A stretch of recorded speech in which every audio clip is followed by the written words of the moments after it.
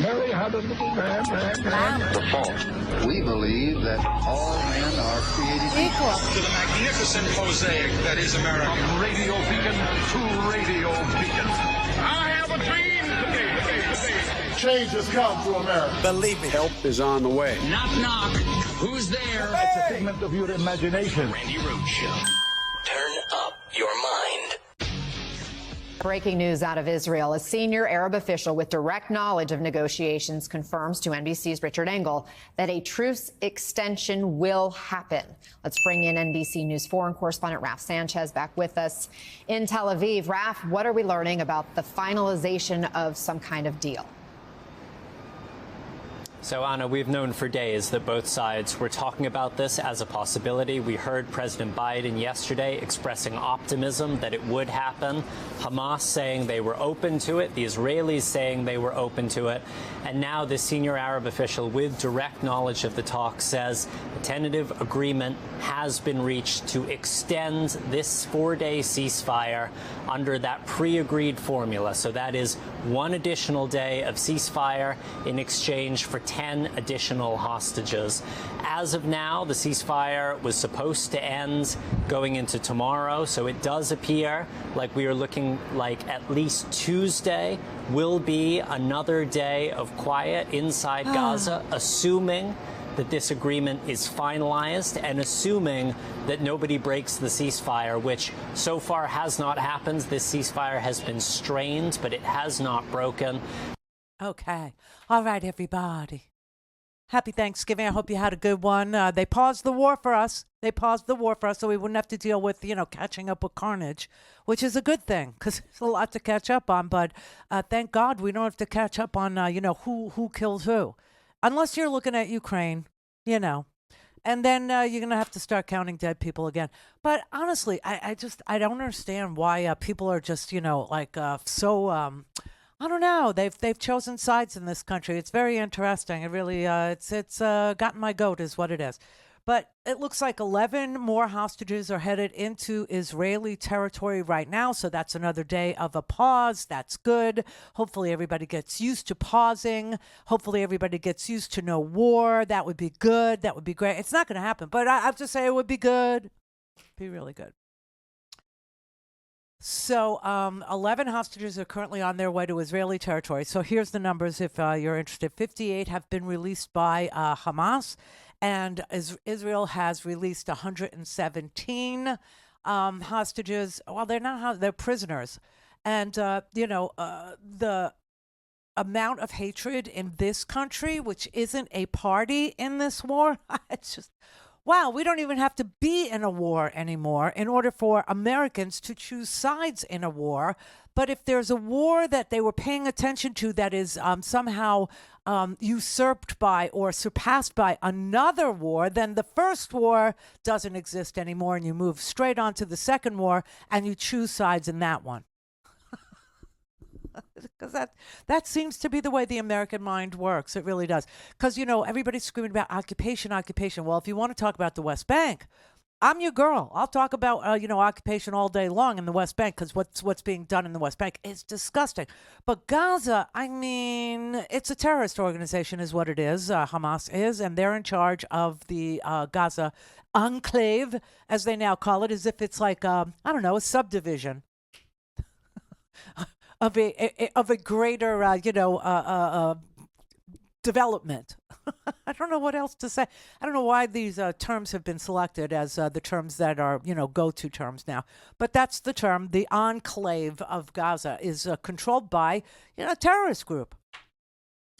Israel is led by a racist, extremist, government. No question.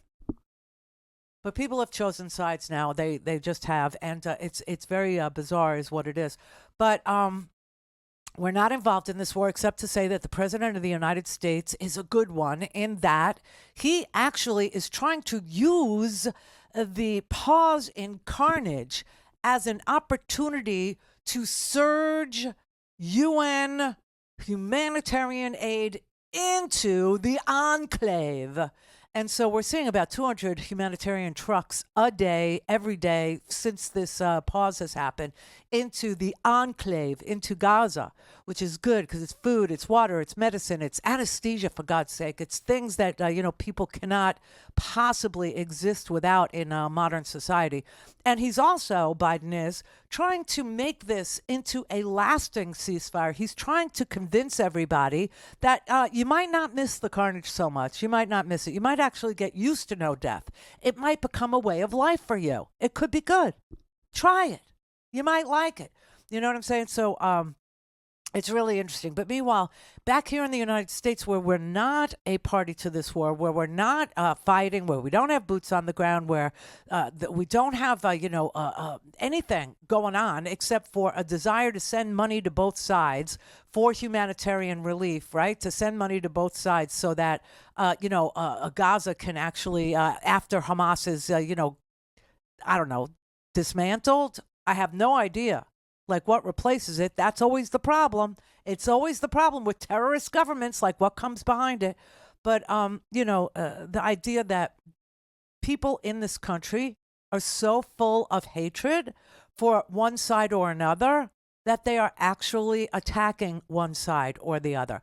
The amount of stuff I saw going on during this, festive time of year where for the first time, I think people actually did legitimately say, do you have a problem living on colonized land? I think maybe they did for the first time this Thanksgiving have a little question in their mind about whether or not that was a good thing or a bad thing.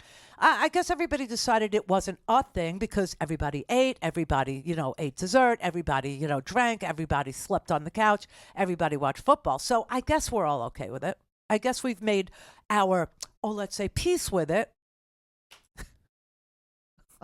But, I think for the first time, people actually asked themselves the question about, who got the short end of the stick in that particular arrangement. But the people in this country who are so full of hatred and grievance and longing to do bad things to other people have taken from this conflict, ballast, direction. What do you want to call it? So we had three Palestinian students who are all attending university in Vermont, in Burlington, Vermont.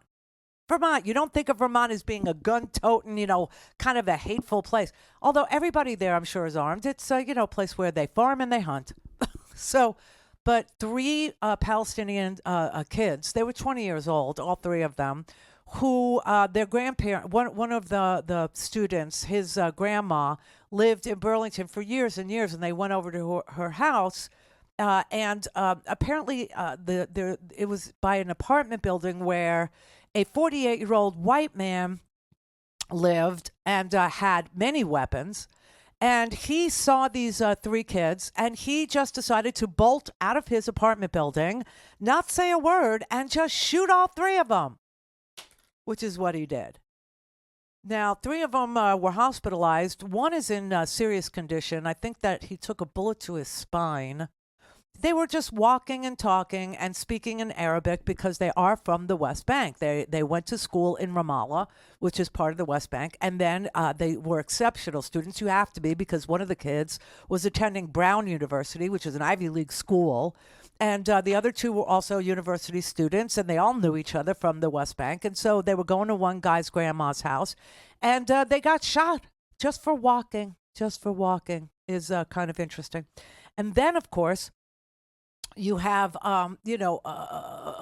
somebody who just decided to spray paint swastikas and go to the home of the head lobbyist for AIPAC, the American Israeli Political Action Committee, which I've always said needed to be registered as a foreign lobbyist, representing a foreign nation. And for some reason, AIPAC is not registered as a representing a foreign government. I always believed it should be. That's just my position on AIPAC. But someone went over there, a whole bunch of people, they went over there and they spray painted swastikas. They wrote baby killer on the lobbyist's house. And then they put, white shrouds in his driveway.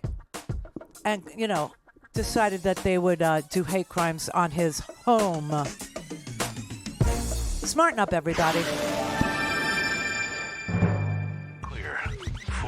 Don't have time to listen to the live show? Want to hear more on your schedule? Go to randyrhodes.com and buy a stinking podcast.